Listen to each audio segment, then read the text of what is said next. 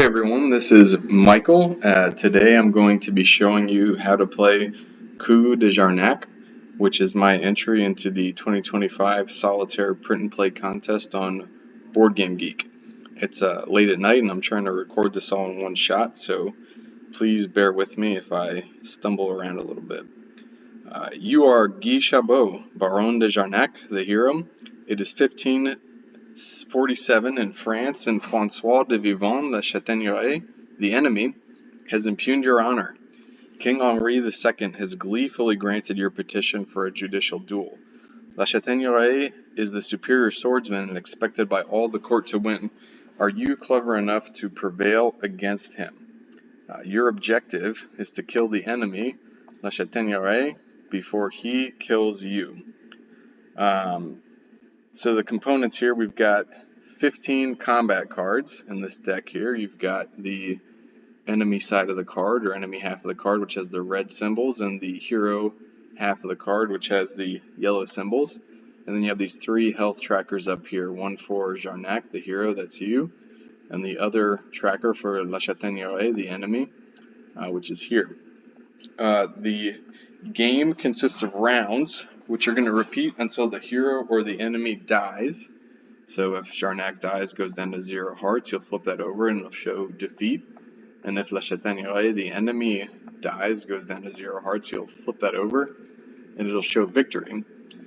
The rounds, then, the game consists of rounds. The rounds consist of exchanges in which the hero and enemy play combat cards, these things, which represent attacks, blocks, parries, counters, strikes, and so on. So in order to get started, first you set up the game by setting the hero's health to 3 and the enemy's health to 5.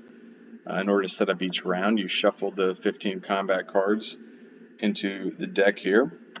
In order to start the first exchange, you draw 3 cards into your hand, and on all the exchanges in the round after the first exchange, you'll just draw 1 card. So 3 to start and 1 on new exchanges thereafter. When the enemy plays, he's always going to play a card from the deck directly to the play area with the red symbol enemy side up. And whenever you, the hero, play a card, you're going to play it from your hand and overlap the lower half of the preceding card. So the enemy might later play cards to the right of a hero card, but in general, whenever anybody plays a card, it's not just the arrow on the card that's telling you what happens, it's the symbols that match up at the boundary of the previously played card and the newly played card. So all these symbol pairings are going to determine the outcome every time a card is played. And then just to note, we're always going to ignore the lower halves, these upside down halves of each card in play. We're just paying attention to the upper halves. So again, we're going to draw our 3 cards, and then in order to initiate the first exchange of the round, the enemy just goes ahead and attacks, plays a card. Once the enemy attacks, the hero must respond. So first enemy attacks, second hero responds. So there's 3 potential outcomes here. If you play a card and it's red sword to yellow heart, the enemy strikes, the hero loses 1 heart, and then it's going to be a new round. So we'll shuffle up all the cards and start a new round. If you have a symbol pairing of red sword to yellow shield here, the hero blocks. So the hero doesn't take any damage and they may counter, or the enemy plays a new card to attack, beginning a new exchange. So you can counter and continue that exchange, or the enemy can just go ahead and attack again, starting a new exchange. If the hero parries, which would look like this, red sword to yellow sword, that's a hero parry. It is really similar to a block in that the hero can then choose to follow up and counter, or they can decide not to counter and the enemy plays a new card, beginning a new exchange. The difference between a block and a parry is that if you parried, for the rest of that exchange, if you choose to counter and continue the exchange, there's bonuses in certain scenarios as a reward for getting a a parry here by having these two arrows exactly opposite one another. So let's continue on. Let's say the hero counters. This would be a valid counter because you see yellow sword to yellow sword here. Let's do an example of an invalid counter. If you've got a yellow sword and a yellow heart, that's an invalid counter. You can't do that. But this would be a valid counter. Yellow sword to yellow sword. So if the hero counters next, the enemy must respond. So the enemy is going to play a card here to the right of the card that you countered with. And there's a number of different outcomes here. So if it's a yellow sword to a red heart, that means it's a hero strike. So the enemy would take 1 damage.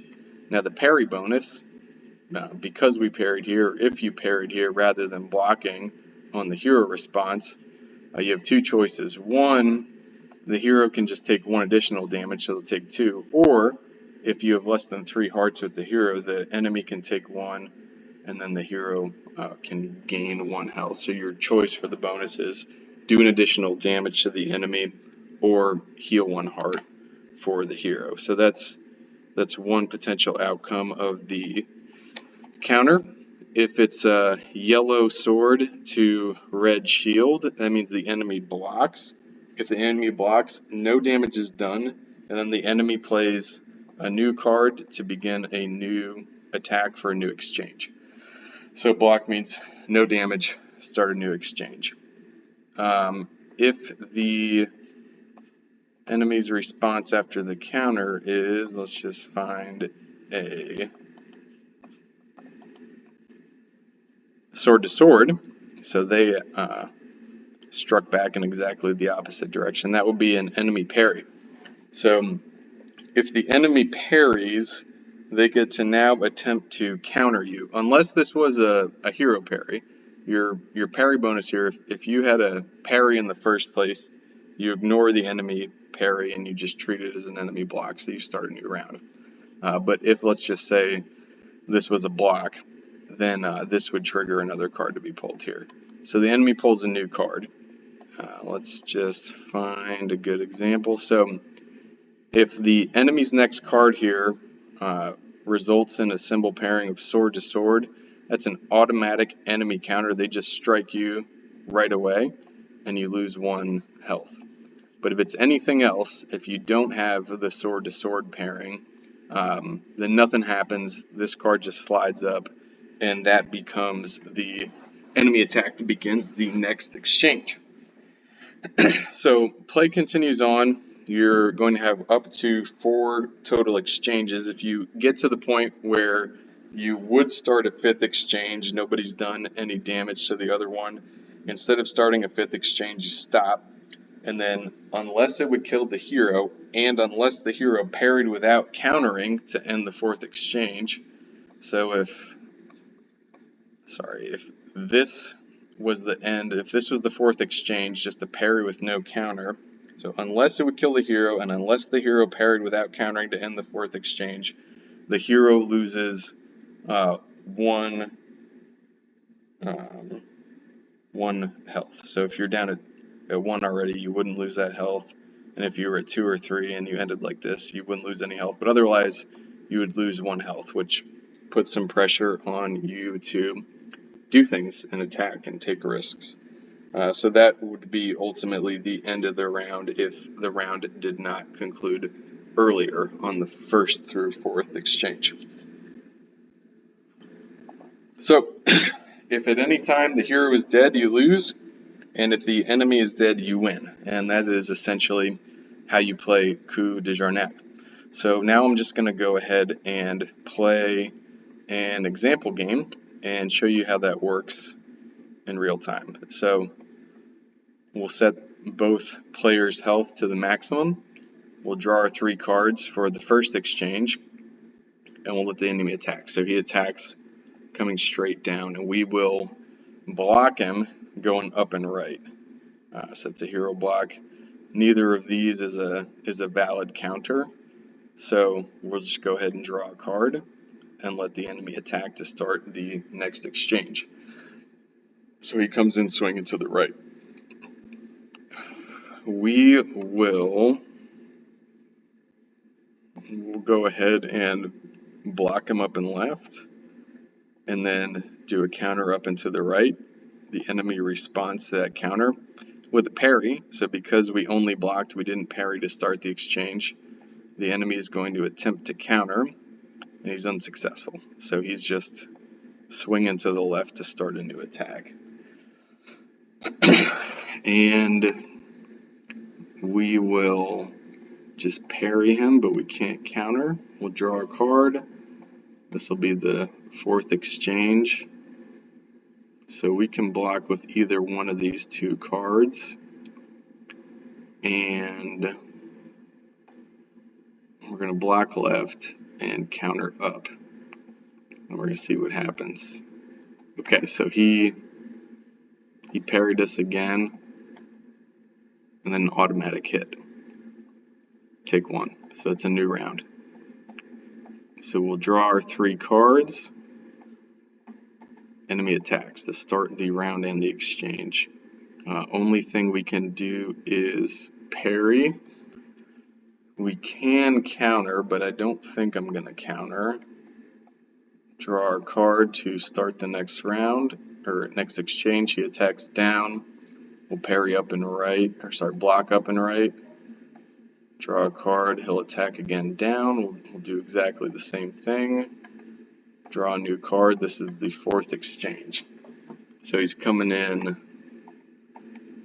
left. So one thing we can do is just parry and then end the round and we wouldn't lose 1 health. But is that what I want to do? I think I'm not going to do that. I think I'm going to block and then attack up and right. Okay, and he blocked it. So fifth exchange would begin. We stop. I'm going to take 1 damage because I didn't end with a parry and because it won't kill me. So we're not doing so great. Draw our 3 cards to start the round. Enemy attacks to start the exchange. We'll block him. He attacks down. We block up and left. And I can counter, but I won't counter. So we'll draw. Enemy attacks left. And now I'm going to block right and then counter up and left. Okay, we hit him. We did 1 damage to the enemy. Alright, yellow sword to red heart is a hero strike. That's the end of the round. We'll start a new one. Draw 3 cards. Enemy attacks. I will just parry and not counter. Draw a card. Enemy attacks. I have no choice but to parry, and I can counter, but I will not. Enemy attacks left. I'll parry right and attack up and left. Okay, we hit him. So at a baseline, the enemy takes 1. Because I parried, I can either heal 1 or do an additional damage, and because I'm so low on health, I will just heal 1. So that's 2 to 3. New round. Draw our 3 cards. Enemy attacks left. We have to parry to the right, and I'm not going to counter.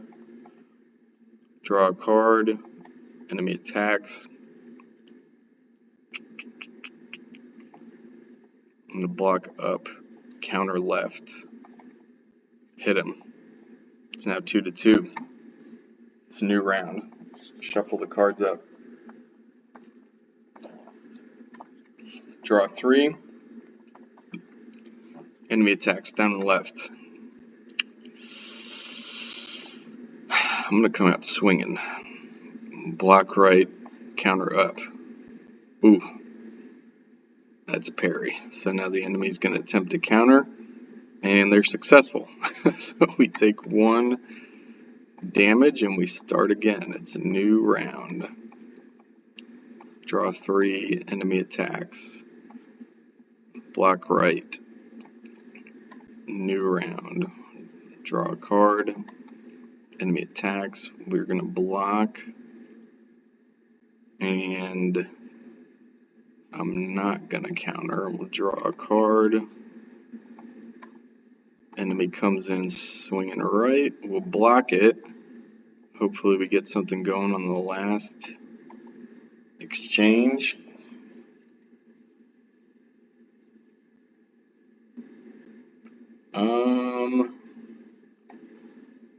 We'll parry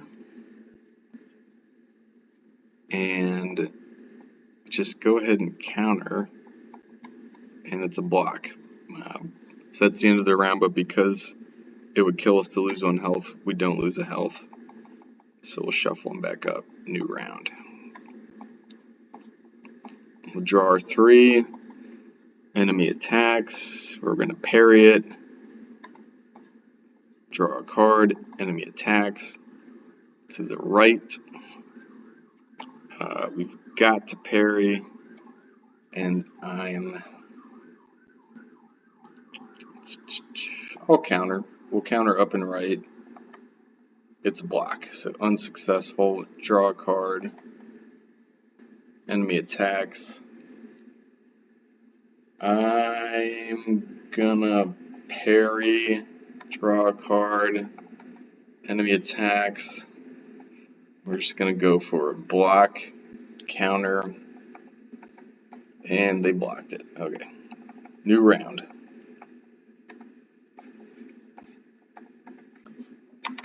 Enemy's coming down the right. Let's just go for it. Let's just counter. Blocked. Enemy attacks. I'm just coming out swinging so we can end this video. Parry, counter. Oh, we hit him. Okay, so the enemy takes 2 damage. They've gone down to 0, and that is a victory. So that was a pretty good example round. That is how you play Coup de Jarnac. Thank you for watching. I hope that everybody gets a chance to try it out, and I thank you in advance for any feedback. Thank you so much for watching my video. Thanks all.